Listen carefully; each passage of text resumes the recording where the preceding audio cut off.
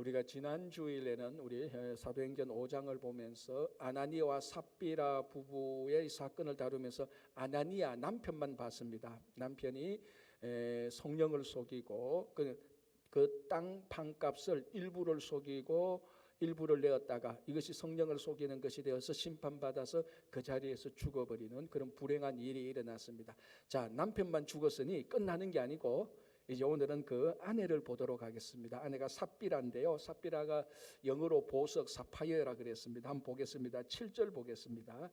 3시간쯤 지나, 이것은 이제 아나니아가 죽고 그 시신을 밖으로 내본 후 3시간쯤 지나입니다. 그의 아내가 그 일어난 일을 알지 못하고 들어오니, 무슨 일이 있었는지 전혀 모릅니다. 8절에 베드로가 이르되 그 땅 판값이 이것뿐이냐 내게 말하되 하니 이르되 예 이것뿐이라 하더라. 베드로가 이르되 너희가 어찌 함께 꾀하여 주의 영을 시험하려 하느냐 보라, 이렇게 나오는 겁니다. 자, 이제 우리가 지난 주일날 봤듯이 베드로와 아나니아가 대화하는 내용은 없고 베드로가 책망하는 심판하는 말은 나옵니다. 자, 그런데 오늘 삽비라가 왔을 때는 베드로는 좀 더 우리말은 좀 더 친절하게 좀 더 삽비라에게 대하여서 애잔한 마음을 가지고 이렇게 묻습니다. 그 땅 판값이 이것뿐이냐 내게 말하라라는 겁니다. 이 헬라어 원문을 보면은 이런 뉘앙스가 있습니다. 삽비라야, 너 지금 땅 판값을 이렇게 가져오는데 진짜 이것뿐이냐? 다른 거 없어? 이게 다냐라는 말입니다. 자, 그러면 듣는 사람이 좀 예민하다면은 질문하는 베드로에게서 무엇을 느낄 수 있습니까? 아, 베드로가 뭔가를 알고 있구나라는 이 내용입니다. 그러니까 사실은 이 말은 좀 약간 우리가 단순하게 말하면 베드로가 해석해서 말하면 이런 말입니다. 삽비라야, 나 그 돈 땅 판값 얼마인 줄 알아. 그리고 어떻게든지 안단 말이야. 근데 내가 들어내기보다 너가 말해라. 이게 진짜 다냐? 이거 아니지? 또 더 있지? 이런 말이에요, 사실은 해석하자면. 그러면은 이 삽비라가 이거 내가 들켰구나. 그러면 아닙니다. 이거 말고 더 있습니다라고 하면은 참 은혜로웠을 텐데 이 삽비라도 끝까지 감추고 속였다는 겁니다. 그래서 오늘 이 본문대로 자기 남편하고 똑같이 그 자리에서 심판받아서 죽고 그 시신을 밖에 내보내는 일이 나타나는 것입니다. 오늘 이 베드로는 사실은 삽비라만은 남편이 죽었으니 이 아내만은 살리고 싶은 마음이 있었던 것입니다. 그래서 정말 이 삽비라가 안 속이고 정직하게 나와서 심판받지 않고 안 죽기를 바랬는데 결국 남편의 길을 따라가서 속이고 심판받아서 죽게 되는 것입니다. 자, 이게 이제 오늘 교회에서 일어난 첫 번째로 부정한 사건, 긍정적인 사건이 아니고 부정한 사건이 있었는데요. 자, 이 사건을 가지고 지난 주일날 아나니아를 설교하면서 제가 지난주 설교에 제목을 붙였습니다. 혹시 제목이 뭔지 기억하십니까? 예, 제가 예상했던 대로입니다. 설교 내용은 뭔가 비슷한데 지난주 설교했다는 사실은 알죠, 그죠? 근데 제목을 묻는 설교자는 잘 없습니다. 지난주 제목이 뭐였죠? 교회의 원죄, 오리지널 신이었습니다. 아니 이게 무슨 원죄 그러면은 에덴 동산에서 아담과 하와가 선악과 먹은 그게 원죄지 오리지널 신이지 이게 무슨 원죄냐라고 말할 수 있지만 자, 우리가 약간 좀 더 비교해 보십시오. 굉장히 에덴 동산에서 아담과 하와가 지은 죄하고 오늘 이 사도행전 5장에서 아나니아 삽비라 부부가 지은 죄가 유사한 것이 굉장히 있습니다. 첫 번째로 보면요, 이것이 첫 번째 죄라는 겁니다. 아담과 하와가 에덴 동산에서 선악을 알게 하는 열매를 먹은 것은 인류 역사상 첫 번째 죄입니다. 그죠? 그러나 오늘 이 본문에서는 뭐가 첫 번째 죄인가 하면 교회에서 지은 첫 번째 죄입니다. 자, 우리가 지난주에 얼핏 봤지만 지금까지 사도행전 1장에서 이 본문 사도행전 4장까지 전부 다 초대교회 교인들이 모였고 이런 당시에 다 은혜롭고 좋은 일만 일어났습니다. 그리고 오늘 본문 5장 11절을 보면 교회라는 단어가 처음 나오면서 이 사건이 교회에서 일어난 첫 번째 안 좋은 사건, 죄 지은 사건이라는 겁니다. 그러니까 오리지널이 맞죠. 영어대로 말하면 첫 번째 죄, 오리지널 원죄라는 겁니다. 요거고요. 두 번째가 뭐가 똑같은가 하면요, 부부가 똑같이 지었습니다. 아담과 하와가 지었고 이것도 아나니아 삽비라가 지었습니다. 또 하나 뭐가 똑같은가 하면요, 에덴 동산에서 사탄의 활약이, 사탄의 배후 조정이 확연하게 드러나는 겁니다. 사탄이 뱀을 통하여서 하와를 속이고 거짓말해서 아담으로 하여금 같이 선악을 알게 하는 열매를 먹은 거하고, 이 오늘 사도행전 5장에서 우리 지난주에 살펴봤지 않습니까? 사탄이 아나니아의 마음에 들어갔다. 그래서 우리 설명하기는 사탄이 그 아나니아의 마음을 강하게 충동시켰다, 또는 그 마음을 집어넣었다, 이렇게 봤습니다. 그러니까 뭐 다른 우리 구약의 불미스러운 사건이라도 이렇게 사탄이 명확하게 뒤에서 배후 조정하는 이런 사실은 별로 없습니다. 그러나 에덴 동산에서 아담과 하와가 지은 죄, 오늘 이 교회에서 아나니아와 삽비라가 지은 죄는 사탄이 확실하게 작동하는 것이 명확히 볼 수 있습니다. 아주 유사합니다.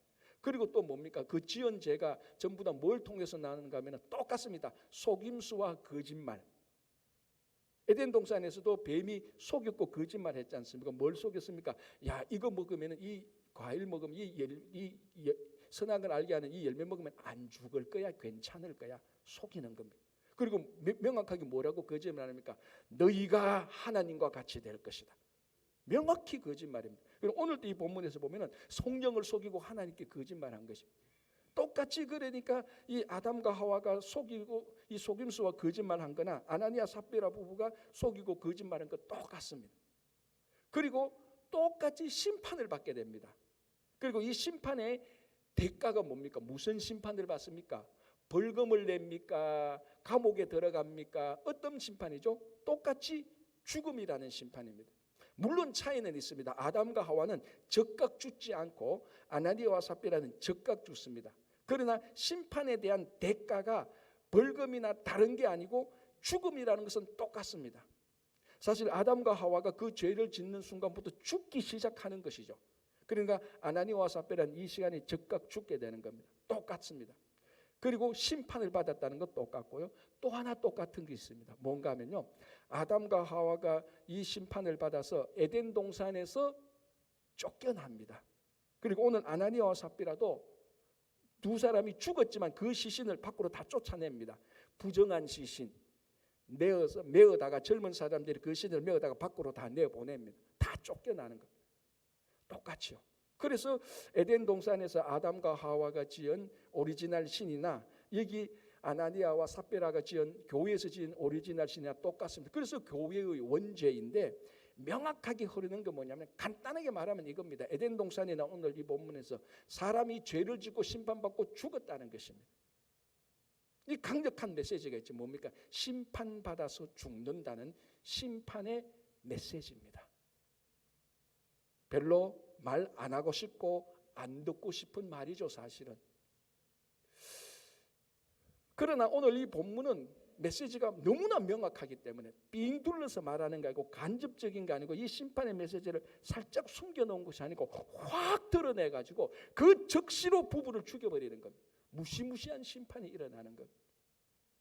자, 여러분, 우리가 성경을 볼 때, 하나님의 말씀을 들을 때 우리가 반드시 들어야 될 메시지가 심판의 메시지입니다. 여러분, 좀 마음이 무겁지만, 그러나 좀 이따 말씀드리겠지만 심판의 메시지가 우리를 죽이는 게 아니고 죽을 것을 살리는 것입니다, 사실은. 자, 여러분, 그래서 우리 유럽의 역사를 보면요, 뭐 여러분 옛날에 뭐 세계사 배울 때 이런 거 배웠지 않습니까? 17세기 뭐 계몽 시대, 18세기 뭐 이성 시대, 뭐 과학과 발전의 시대, 이렇게 쭉 배웁니다, 그죠? 그러면서 이제 17세기, 18세기로 오면서 이성이 굉장히 발전합니다. 그러면서 산업과 과학이 발전하게 되면서 특별히 유럽의 사람들이 무슨 희망을 가지는가 하면, 이제 우리가 이 땅에 우리의 힘으로 유토피아를 건설할 수 있다는 희망찬 시대가 됩니다. 17세기, 18세기로 오면서.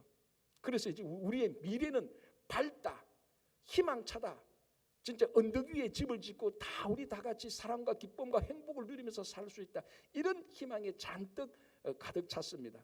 왜냐하면 뭐 과학이 발전하고 산업혁명이 일어나니까 뭐 이제 농사 안 지어도 되고 편하게 살고 전기가 들어오니까, 그러면서 성경을 보면서 이제는 우리한테는 심판하고 저주하고 진노하는 하나님은 이제 아니다. 이제 그런 하나님은 이제 사라졌다. 우리한테는 사랑과 희망과 용기를 주고 다 긍정적인 하나님이다. 그러니까 하나님에게 있어서 사랑만 남겨두고 진노, 심판을 빼버렸습니다. 이제 우리는 진노의 하나님 우리 이제 안 믿을 거야. 심판의 하나님 안 믿을 거야. 이렇게 흘러가 버렸습니다. 그러면서 그러니까 지옥 없는 내세, 그리고 심판 없는 하나님을 믿기 시작하는 겁니다. 자, 과연 이런 하나님, 이런 내세가 정당합니까? 그리고 오늘 본문마다 명확히 심판의 메시지가 있는 겁니다. 우리가 듣기 불편해도 안 듣고 싶지만 이 심판의 메시지를 우리가 성경을 볼 때 거절할 수가 없고 피할 수가 없습니다. 자, 예수님께서 가장 많은 사랑의 메시지를 전했습니다. 심지어 어디까지인가? 내 원수를 사랑하라 그랬습니다. 여러분, 세상에서 제일 큰 사랑이 뭡니까? 원수 사랑 아닙니까? 그죠? 이게 사랑의 계명 가운데 가장 높은 탑1의 사랑이 원수 사랑입니다. 그걸 예수님께서 원수 사랑하라고 말씀하신 사랑의 예수님께서 심판의 말씀을 하셨습니다. 이 복음서를 보면요, 통계를 내보면은 예수님께서 사랑에 관한 교훈, 말씀, 비유를 보면요, 예수님께서 하신 말씀 가운데 약 30 내지 많이 잡으면 30 내지 35%까지 잡을 수 있습니다. 그러면 심판의 메시지는 얼마냐? 25%까지 봅니다. 물론 사랑의 메시지가 좀 더 많죠. 그러나 원수 사랑을 말씀하신 예수님께서 심판에 관한 말씀을 한 25%까지 했다는 것은 굉장히 의외로 심판에 대해서 얘기를 많이 하신 것입니다. 자, 대표적으로 마태복음 25장을 보시면요, 세 가지 비유가 나옵니다. 첫 번째 비유가 뭐죠? 열처녀 비유, 또는 뭐 슬기로운 다섯 처녀, 또는 슬기로운 다섯 처녀, 어리석은 다섯 처녀 비유죠. 핵심은 뭡니까? 기름을 끝까지 준비 못한 어리석은 다섯 처녀에게 주는 메시지 아닙니까? 메시지가 깨어 있어라, 그날과 그 시는 아무도 모를 것이다.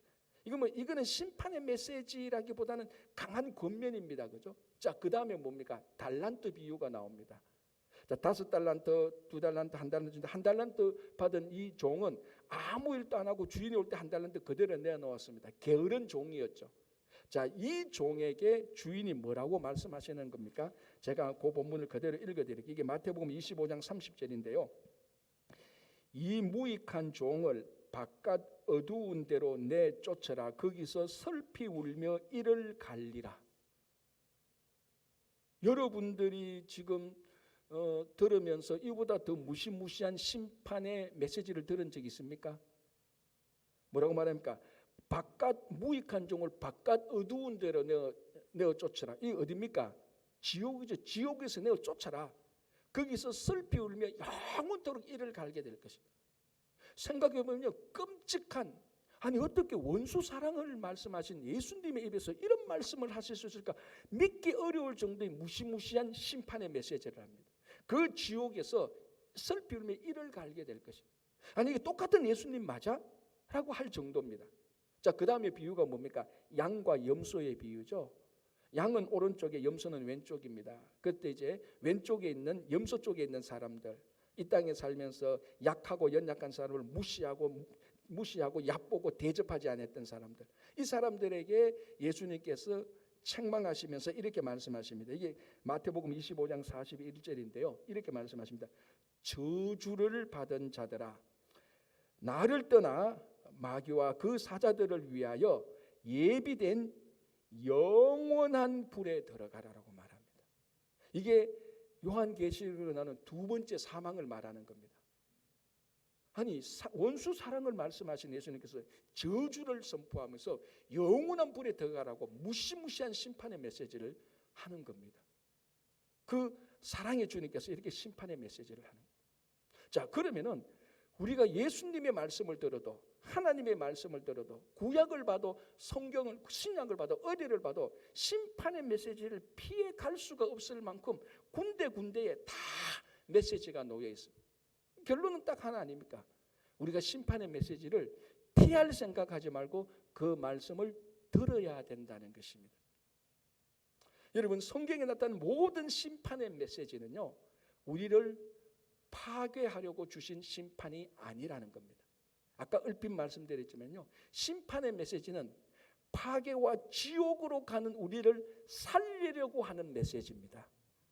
심판의 결과로 우리가 죽지만은 심판의 메시지는 죽을 수밖에 없는 사람을 살리려고 하는, 정말 심판의 메시지 안에는 은혜의 생명의 메시지가 들어가 있는 겁니다. 그 심판의 메시지를 들으면 우리는 살 수 있습니다. 그걸 안 들으면 계속 타락과 부패와 지옥의 길로 가는 것이죠.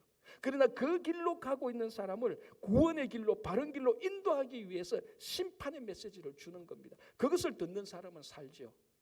그거 안 들어가 망한 사람이 대표적으로 또 사울 아닙니까?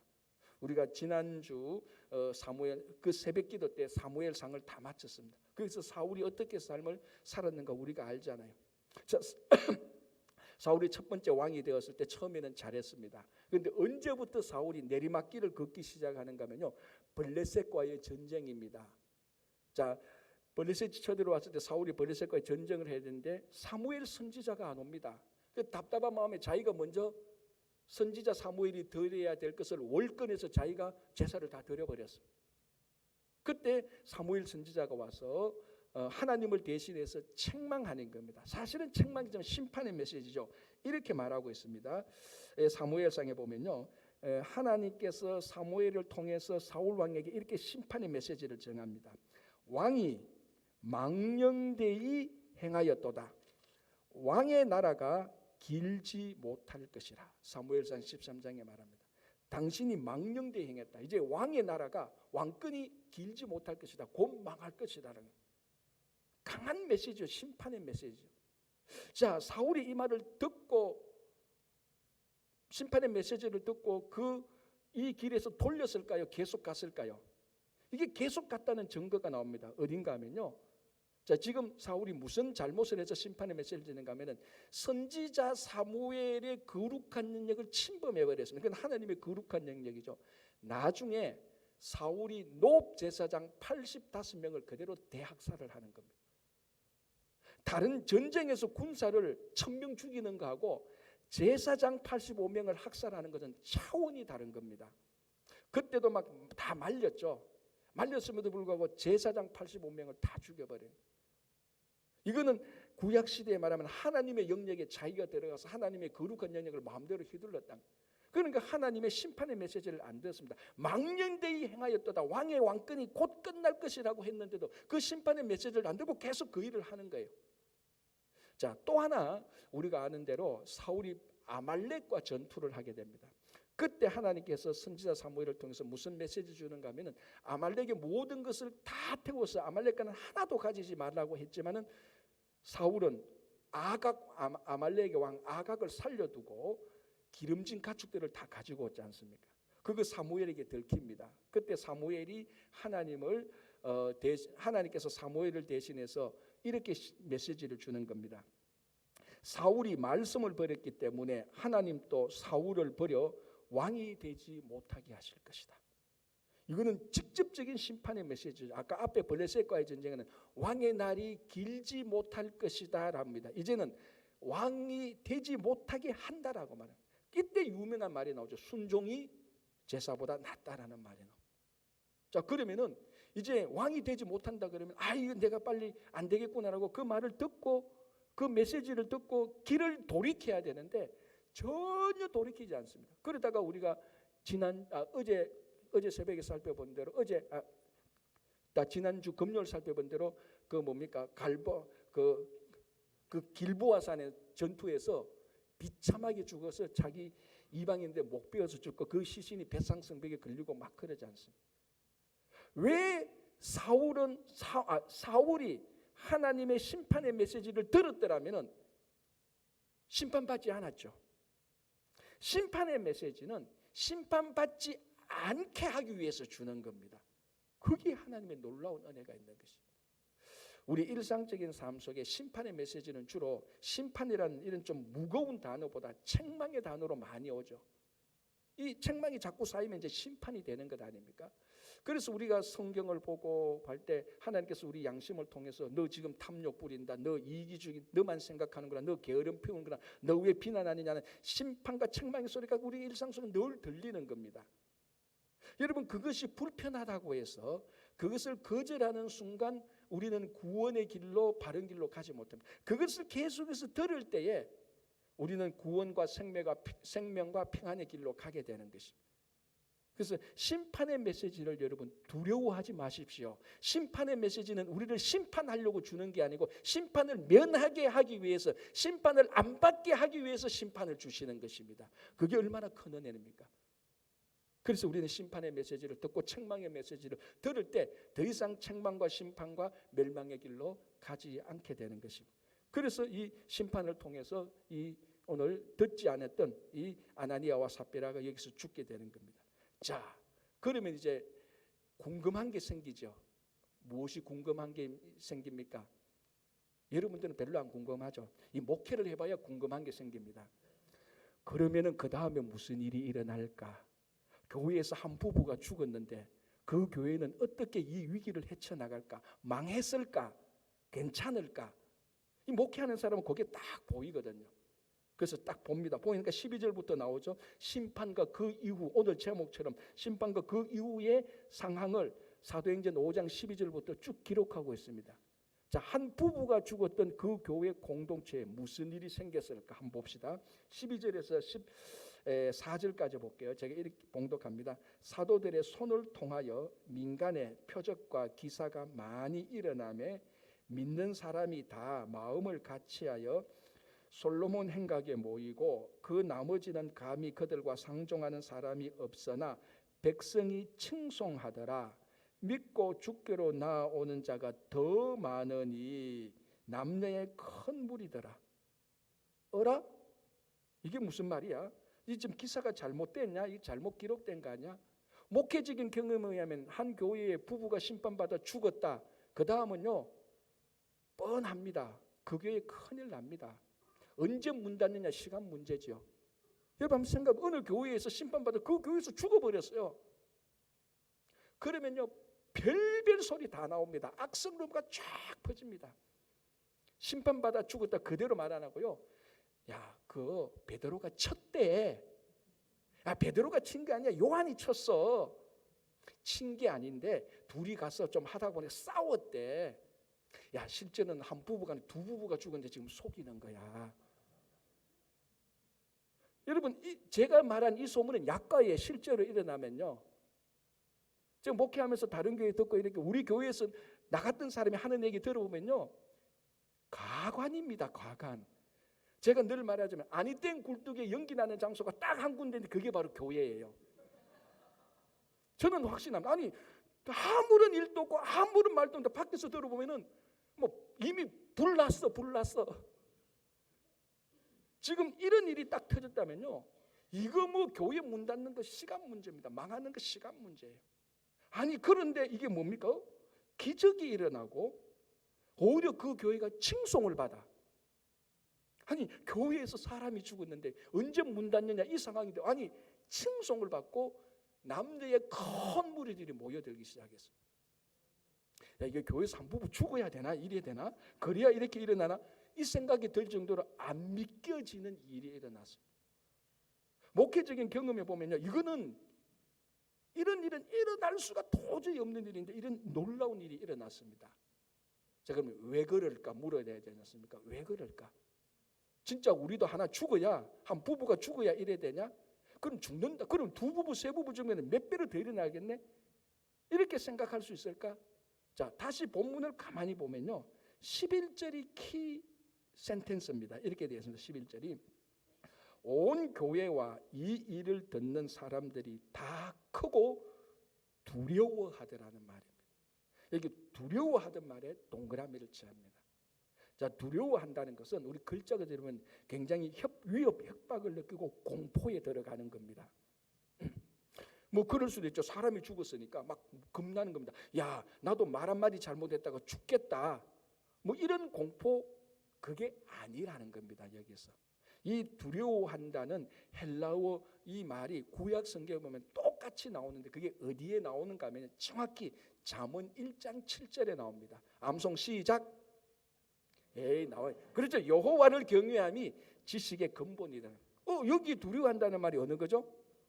경외라는 말. 여호와를 경외라는 말이 여기서 두려워하느라고 똑같은 거예요. 사실은 똑같은 단위. 그러면 무슨 일이냐? 이 두려워한다는 것은 공포, 협박, 위협이 아니고 무거운 가운데서 하나님을 경외하는 일이 일어났다는 겁니다. 왜?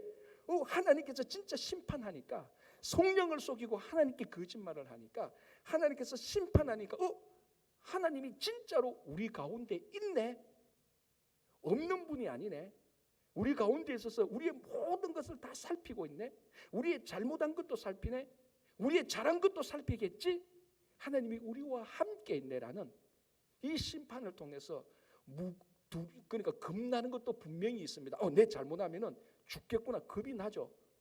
그러나 그것 외에 진짜 하나님이 함께 하시는구나, 이거하고 똑같습니다. 엄한 아버지의 모습이 나타났습니다. 엄격한 아버지. 엄격한 아버지에서 우리 좀 겁나잖아요. 그러나 엄격한 아버지의 특징이 뭡니까? 그 마음의 중심은 흔들림이 없습니다. 엄격한 아버지가 자녀를 사랑하는 마음도 굉장히 있지 않습니까? 그 엄격한 아버지의 무거움도 있지만은 그 아버지를 향한 자식의 존중함이 있는 겁니다. 그래서 여기서 두려움은요, 세상의 공포와 협박과 위협이 아니고 무거운 가운데서 하나님을 크게 중요하게 경외했다는 겁니다. 하나님의 역사가 일어나는 것을 보니, 야, 하나님이 우리와 함께 하시고 우리의 모든 것을 살펴주시네. 야, 이거 함부로 우리가 하나님을 가볍게 섬겨서는 안 되겠다라는 것. 자, 여러분 한번 생각해 보십시오. 지금 우리가 오늘 이 말씀을 듣는데, 이제 우리가 이 말씀을 들으면서 우리가 하나님을 크게 경외하기 시작합니다. 그러면요, 제가 100% 확실한 것은 내일부터 여러분들이 직장과 일터에서요, 우리의 말과 행실이 반드시 바뀝니다.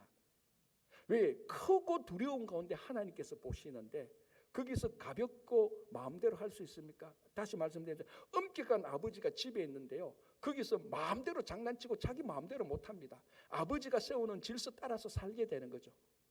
우리가 엄격하게 엄중하게 무겁게 하나님을 경외하는데 세상에 나가서 비즈니스하고 일터에서 속이고 사기치고 그렇게 하겠습니까? 못하죠. 하나님이 두 눈 뜨고 딱 살펴보고 있다는 것이 마음속에 꽉 있는데, 자, 그러면 내일부터 직장과 이 세상에 나가서 삶이 바뀌는 겁니다. 내 말 한마디, 내 행실 하나에 하나님께서 보고 계신다고 생각하면요, 지금까지 삶에 가볍게 살았던, 신앙을 가볍게 여겼던, 주일날만 예수 믿고 월화수목금토 예수 안 믿던 그게 다 바뀌는 겁니다. 왜? 그 직장에도 하나님께서 두 눈 뜨고 살펴보고 있으니까. 자칫하가 내 죽을 수 있다, 하나님 잘 섬겨야지, 이런 마음이 딱 있으면요, 내일부터 말이 바뀌고 행실이 바뀝니다. 자동적으로 사람이 어제 교회에서 무슨 일이 있었지? 바뀌었네? 다음 주도 바뀌네? 그럼 자연적으로 오늘 이 본문처럼 칭송이 오는 거죠. 그래서 이 본문은 이상한 게 아니고 크고 두려운 엄격한 가운데 여호와를 경외하는 사람들에게 일어나는 자연스러운 현상입니다. 칭송이 일어나죠. 사람들이 칭송하면서 그러면 한 사람 한 사람씩 모이기 시작하는 것이, 이게 정확한 의미에서 부흥입니다. 공동체의 부흥이기도 하고 내 심령의 부흥이기도 하죠. 가볍게 하나님을 섬겼던 것에서 중요하게 무겁게 하나님을 경외하기 시작하는 것에서부터 개인의 부흥과 공동체의 부흥과 교회의 부흥이 일어나는 겁니다. 자, 우리 이스라엘 역사를 보면요, 솔로몬 왕이 죽고 북쪽과 남쪽이 갈라지잖아요. 북쪽에 19명이 와 있는데 전부 다 악한 왕들이에요. 그래서 완전히 아수리에 망하고 다 사라졌죠. 남쪽에는 20명의 왕이 있는데 그중에 한 6명에서 8명은 좋은 왕인데 그중에 최고로 좋은 왕 두 왕이 히스기야 왕과 요시야 왕이에요. 굳이 히스기야, 우리는 또 원탑 가리기 좋아하잖아. 그래도 두 명에서 한번 서열 따져보자 이렇게 말하시면, 굳이 따진다면은 요시야가 약간 더 개혁과 부흥에 더 앞선 사람이에요. 요시야가 몇 살 때 왕 됐어요? 8살 때. 이제 막 밤에 오줌 싸는 거 끝났을 때, 그때 왕이 됐다면 8살짜리가 8살짜리 왕이 돼가지고 최고의 개혁과 부흥을 일으키는 왕이 됩니다. 그게 핵심적인 터닝 포인트가 나타나죠. 뭡니까? 성전 수리를 하는데 율법책이 발견되는 겁니다. 그래서 이게 오랫동안 없었던 율법책이 발견되니까 서기관 사람을 또 읽어보라고 말하니까 그 읽었던 내용을 가만히 보니까 과거에 자기의 조상들이 하나님께 잘못했던 진노가 드러나는 겁니다. 조상의 잘못에 대한 하나님의 진노가 드러나는, 하나님의 심판을 보는 겁니다. 그래서 이 요시야 왕이 이거 우리말로 하면 좀 더 전문가에게 물어보자, 그런 말이죠. 그래서 그 당시에 유명한 여자 선지자가 있었습니다. 그 사람이 훌다라는 선지자예요. 그래서 이스라엘 성지 순례를 가면은 그 이스라엘 성전, 그 예루살렘 성전에 훌다 게이트가 있어요. 그 이름이 바로 훌다가 이 여자 선지자 이름이에요. 그래서 이 율법책을 가서 우리 말로 하면 전문가인이 좀 읽고 우리가 들을 말씀을 해주시오라고 말하니까 간단하게 말합니다. 훌다 선지자가 쭉 읽고 난 다음에 지금 우상을 섬기고 엉터리 짓을 하면 하나님이 진노가 임할 것이다라고. 그러니까 처음에 읽었을 때는 과거 조상의 잘못을 보고 하나님의 진노를 느꼈는데 더 전문가인 여선지자 훌다가 읽어보니까 과거 조상의 죄는 죄고 지금 너희들이 이런 식으로 우상을 섬기고 불순종하면 하나님의 진노가 내릴 것이라는 심판의 메시지를 듣게 돼요. 그러나 다행히 요시야 왕과 백성들이 회개하고 하나님을 섬기니 이 진노가, 이 재앙이 넘어가겠다라는 메시지가. 그러면서 요시야 왕이 그 조상의 진노와 현재의 진노를 들으면서 본격적으로 그 나라에 있는 모든 우상을 다 쳐붓습니다. 이방 예배를 다 철폐하고 살아계신 하나님께 예배를 드리기 시작합니다. 그 단어를 보면 열 몇 개 나오는데 부수고 깨고 뭐 없애버리고 가루로 갈고 별개로 완전히 다 쏟아냅니다. 그러면서 하나님을 경외하는 것을 완전히 다 회복하는데 그게 다윗 이후로 최대의 개혁과 최고의 부흥이 일어나는 겁니다. 이게 계속 유지되었다면요, 남유다는 바벨론에게 멸망하지 않습니다. 마지막 불꽃을, 부흥의 불꽃을 일으키는 것이 요시야 왕인데 그 핵심이 뭔가 하면 율법책을 발견해서 하나님의 진노의 메시지, 심판의 메시지를 듣고 크게 두려워해서 무겁게 하나님을 섬김으로 인하여서 국가 전체가 개혁되고 부흥된 겁니다. 여러분, 이게 바로 부흥이죠. 부흥은 여러분 절대로 인위적으로 일어나는 게 아닙니다. 물론 교회 프로그램도 좋고 이벤트도 좋고 사역도 많이 있으면 부흥한다 그랬는데 그건 사실은 부흥의 결과물이지 부흥의 원인은 아닙니다. 부흥의 원인은 뭡니까? 각자 한 사람 한 사람이 여호와를 경외하는 것이 우리 가운데 무겁게 중요하게 일어나야 되는 겁니다. 여러분, 그냥 숫자가 많은 게 부흥이라면요, 이단도 숫자 많고요, 정치적인 이벤트 하면 사람들이 수십 명씩 모일 거예요. 저도 한 가지 비밀이 있는데 저 다음 주에요, 여기 차고 넘치도록 채울 수 있는 방법이 있어요. 어떻게 하면 되겠습니까? $100씩 주겠다. AM1660에 3일만 광고하면요, 다음 주에 다 찹니다. 그게 부흥입니까? 아니잖아요. 사람 모으는 거잖아요. 진짜 부흥은 각 심령이 여호와를 경외하는 마음이 일어나야 되는 겁니다. 그 여호와의 여호와를 경외하는 게 일어나는 마음으로 함께 모일 때 그게 친교고요. 그래서 모인 사람들이 하나님을 찬양하는 게 그게 예배입니다. 그래서 오늘 이 여호와를 두려워하는 것, 공포가 아니라 하나님의 영광을 무겁게 중요하게 여기고 하나님께 예배드리는 것이 이것이 중요하게 여기는 사람들이 모이는 그것 자체가 숫자에 상관없이 그 심령의 변화 자체가 부흥이라는 겁니다. 그래서 뭐 사람들이 모이고 사역을 하고 이벤트를 하고 프로그램을 하고 그건 다 부흥이 일어났기 때문에 하는 프로그램이지 이러한 것들이 부흥의 원인이 아닌 겁니다. 그래서 우리가 오늘 이 말씀을 보면서 우리 속에 크게 하나님을 경외하는 마음이 다 일어나기를 바랍니다. 자, 하나만 더 보겠습니다. 아주 본문에 그러면서 이제 막 사람들이 모이고 치유가 일어나고 기적이 일어납니다. 성령께서 역사하시고 하나님을 경외하니까, 그죠? 오늘 또 성령께서 역사하시고 우리 각자 마음에 하나님을 경외하면 이런 일이 분명히 일어납니다. 그 중에 참 특별한 게 있는데요, 그게 15절이죠. 심지어 병든 사람을 메고 거리에 나가 침대와 요 위에 누이고 베드로가 지날 때에 혹 그의 그림자라도 누구에게 덮일까 바라고. 자, 이게 무슨 일입니까? 막 사도들이 일어날, 특별히 베드로 갈 때 그림자에다가 그 약간만 되면 몸이 나을 것 같다, 그 약간만 되면 좋은 일이 생길 것 같다, 그 베드로 그림자라도 약간만 터치하기면 복 받을 것 같다, 이런 일이 일어났다는 겁니다. 여러분, 어떤 생각이 듭니까? 굉장히 미신적이죠. 사실은 굉장히 미신적이에요. 아니, 베드로 그림자에 가면은 그거 뭐 더이면 낫다, 그거 뭐 우리나라 올해 내려오는 그 미신하고 비스무리한 내용입니다. 자, 왜 이런 일이 교회의 부흥에 베드로의 그림자로도 덮일까 사람들이 모였을까? 이게 미신적인 건데 이게 무슨 부흥이냐? 이 부흥도 아니고 그냥 뭐 이상한 일이지라고 치부할 수 있지만 여기서 이제 정확히 우리가 좀 생각해야 돼요. 그림자에 덮인다라는 말. 자, 우리가 이 내용을 알기 위해서 성경이 다른데 이 내용은 어떻게 사용되었을까를 좀 봐야 되는데, 이게 똑같은 이 내용이, 이 본문이 어디에 나오는가 하면 구약에요, 출애굽기 마지막 장 마지막 내용에 나옵니다. 자, 출애굽기 40장 마지막 장 마지막 내용이 뭡니까? 이거는 성경 퀴즈, 고난도 퀴즈죠.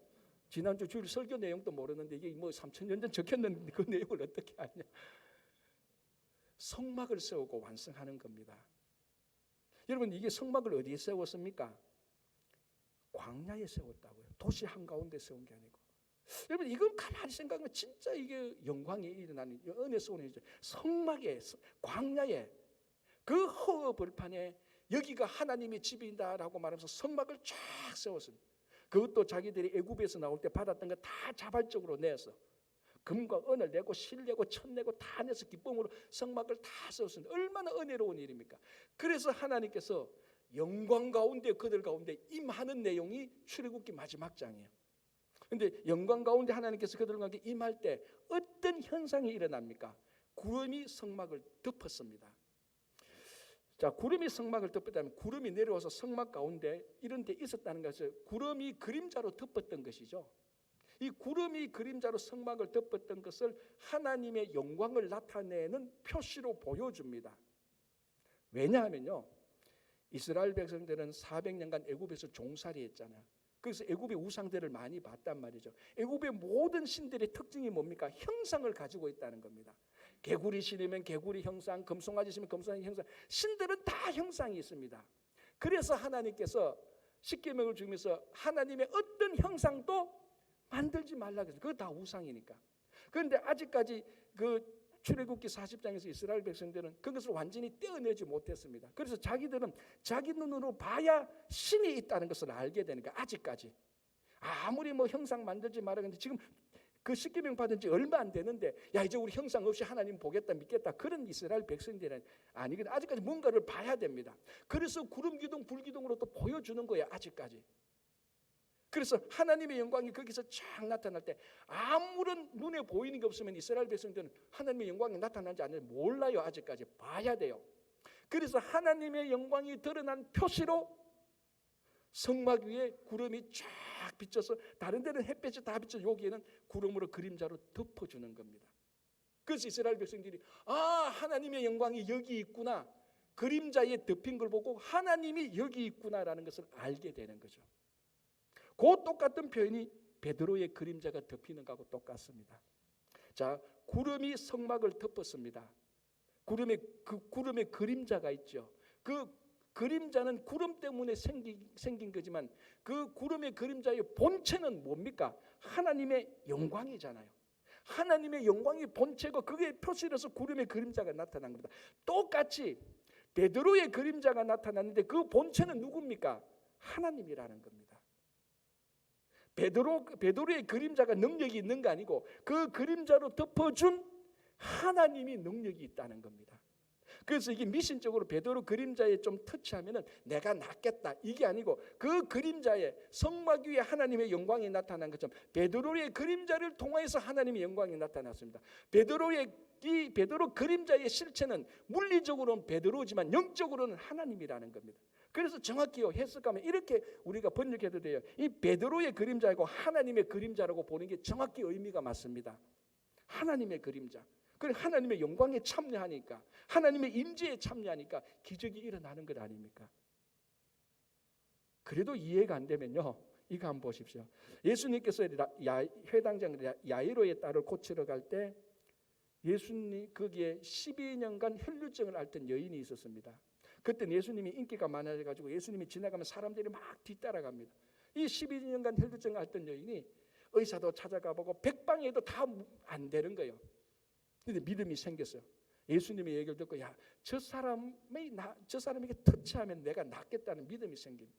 그래서 어떻게 합니까? 그 사람을 예수님을 옷가를 터치합니다. 그래서 옷가라는 건 사실은 옷가에 그때 술 이런 게 있어가지고 하나님의 말씀을 기억하게 하는 그런 옷의 가장자리에 걸린 술 그걸 터치한 겁니다. 그때 예수님이 뭐라고 말합니까? 누가 나를 만졌느냐? 나에게서 능력이 나가는 것을 느꼈다 그랬습니다. 자, 정확히 말하면 어떻게 말해야 돼요? 이 여인이 옷가를 만졌으면 능력은 어디에서 나가야 되는 거예요? 옷에서 나와야 되는 거예요. 옷을 만졌으니까. 그런데 이 옷을 만지는 것에 있어서 예수님의 능력이 나가는 겁니다. 그러니까 옷가하고 예수님 능력하고 같은 걸로 보지만, 그러니까 옷을 만졌지만 능력은 예수님에게 나오는 겁니다. 옷 자체는요 아무런 능력이 없어요. 능력은 예수님한테 나타나죠. 베드로의 그림자 자체가 무슨 능력이 있겠습니까? 그 그림자가 하나님의 그림자고 본체가 하나님이니까 능력이 나타나서 그 그림자로 덮이면 하나님의 임재에 함께하면은 치유가 일어나고 기적이 일어나는 것이요.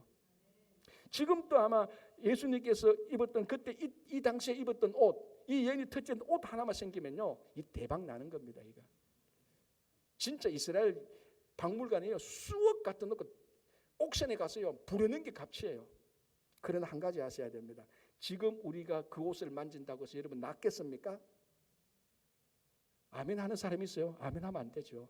옷이 뭐 낫게 합니까? 예수님이 입었던 옷이라도 옷은 옷이에요. 능력은 그 옷에서 나오는 게 아니랍니다. 옷에서 나오는 게 믿는 게 미신이고 예수님에게서 능력이 나온다는 게 신앙입니다. 지금 그걸 말하는 겁니다. 베드로의 그림자라도 덮일까? 본체는 하나님입니다. 내가 어떻게 하나님의 능력에 좀 닿을까? 이게 신앙 아닙니까? 그래서 초대교회에 이런 일들이 막 일어나는 겁니다. 그래서 옷의 능력이 있고 사람이 우리를 고친다고 생각하면요 그건 착각이죠. 한 사람이 몇 개월 전부터 귀가 좀 안 들려요. 그런데 어느 날 되니까 자기가 낀 방귀 소리도 안 들려. 야, 내 귀가 심각하다. 의사를 찾아갔습니다. 선생님, 내게 귀가 안 들리는데 지금 방귀 소리도 안 들린다. 고쳐달라니까 의사가 가만히 생각하더니만 알약 3개를 주면서 오늘 하루 3번 먹어라. 그러니까 환자가 그래요. 그러면 그거 약 먹으면 제가 잘 들립니까? 말하니까 의사가 뭐라고 말하는 줄 압니까? 네 방귀 소리가 크게 날 거라고 했다는 거예요. 그럼 환자가 착각하죠. 자기 방귀 소리 들으니까 귀 나왔다고 착각하는 거예요. 이게 옷이 고쳐준다고 생각하고 사람이 고쳐준다고 착각하는 거하고 똑같은 거예요. 똑같은 거예요. 열이 난 환자가 의사를 찾아갔습니다. 내가 너무 열이 나는데 하니까 그 의사가 다 진단하고 약을 해서 주사기로 그 고열난 환자에게 주사를 놓으니까 다 나았어요. 그러니까 환자가 고맙잖아요. 의사 선생님 고맙습니다 하니까 선생님이 나를 낫게 했습니다 하니까 의사 선생님 뭐라고 하는 줄 압니까? 아니라고, 내가 낫게 한 게 아니라고. 이 주사기 안에 있는 약이 당신을 낫게 한 거라고. 정확히 맞죠? 의사가 뭐 낫게 했습니까? 물론 의사의 역할은 너무 중요합니다. 무슨 약을 넣어줄까 진료하고 진단해서 정확한 약을 썼기 때문에 낫는 게 맞습니다. 그러나 직접적으로 이 환자의 몸에 들어가서 열을 다운시킨 것은 의사도 아니고 주사기도 아니에요. 그 안에 있는 약이지요. 이게 치료의 능력의 근본이라는 겁니다. 사람도 아니고 의사도 아니고 주사기도 아니고 그 안에 있는 약이 사람을 고친 겁니다. 예수의 보혈이 고치는 거죠. 사람이 아무리 해도 사람은 수단이에요. 주사기도 수단이에요. 이 수단도 중요해요. 그러나 본질적으로 치유하는 것은 이 안에 있는 약 예수 그리스도께서 우리를 치유하는 것 아닙니까? 베드로의 그림자가 바로 그거라는 겁니다. 이상하게 베드로 그림자 있나 그거 따라가면서 그거 뭐 터치 백날 해도요, 천년 만년 해도요 안 낫습니다. 한순간이라도 예수님과 함께하고 터치할 때 하나님의 임재 가운데 있을 때 우리는 진정으로 회복되는 것입니다. 그게 초대교회에 일어난 놀라운 기적과 이사와 치유입니다. 우리가 예수를 믿어도요 아프거나 어려움이 생기면 참 약해지잖아요. 약해지니까 상대적으로 낫게 한다고 하는 사람들한테, 용하다는 사람한테 마음을 계속해서 기울입니다. 진짜 많이 아프면요 이거 안 되는데 몰래 점이라도 쳐보러 갈까 생각이 들 수 있죠. 믿음 약한 사람들은요. 베드로 그림자라도 없나, 예수님의 옷가라도 없나, 그게 다요 자기 방귀 소리 듣기게 하는 거하고 똑같다니까요. 우리는 예수 그리스도가 우리를 고치는 것, 거기에 예수님을 붙들고 있을 때 정말 우리한테 놀라운 기적과 이사와 부흥이 계속해서 일어나는 그것 자체가 바로 부흥입니다. 여러분들의 가정과 일터와 우리 교회에 이런 놀라운 일이, 심판의 메시지는 불편하다고 해서 무시하는 건 아니고 그 메시지를 들을 때 심판을 피할 수 있고 우리 마음속에 하나님을 크게 중요하게 섬기는 일이 나타나고 세상에 잡다한 것에 휘둘리지 않고 오직 예수 그리스도만 붙들고 살아가시는 여러분 되시기 바랍니다. 기도하겠습니다. 하나님 아버지 감사합니다. 우리가 성경에 나타난 주님의 메시지, 심판의 메시지를 거절하지 아니하고 그 말씀을 받아들여서 엇길로 타락과 부패의 죽음의 길에서 벗어나 영원한 구원의 길로 가게 하여 주시옵소서. 늘 우리와 함께하는 주님과 동행하게 하여 주시고 특별히 전 세계 전쟁과 테러와 억압이 그치지 않습니다. 평화의 하나님께서 속히 멈추게 하여 주시옵소서. 주님, 교회를 위한 기도가 있습니다. 5월 8일부터 10일까지 부흥회가 있습니다. 귀한 목사님 신원을 붙들어 주시고 성령의 기름 부으심을 허락하여 주시고 많은 성도들이 참여하여서 은혜 받게 하여 주시옵소서. 6월 1일부터 8일까지 아마존 단기 선교가 있습니다. 지난 몇 년 동안 지켜주신 하나님께서 풍성한 열매를 맺게 해주신 하나님께서 이번 선교에도 풍성한 열매를 맺게 하시고 온 성도들이 현장에 가든지 남아서 기도하든지 함께 참여하게 하여 주시옵소서. 특별히 우리 가운데 주님 육신의 아픔 가운데 있는 분들이 있습니다. 영적으로 낙당한 심령이 있습니다. 오늘 하나님의 임재하심이 함께 하셔서 세상의 그림자나 옷이 아니라 주님께서 친히 그들과 함께 하셔서 다 터치해 주셔서 회복되고 낫게 하여 주시옵소서. 자녀들과 가정과 일터에 주님의 은혜가 함께 할 것을 믿으며 예수님 이름으로 기도합니다. 아멘.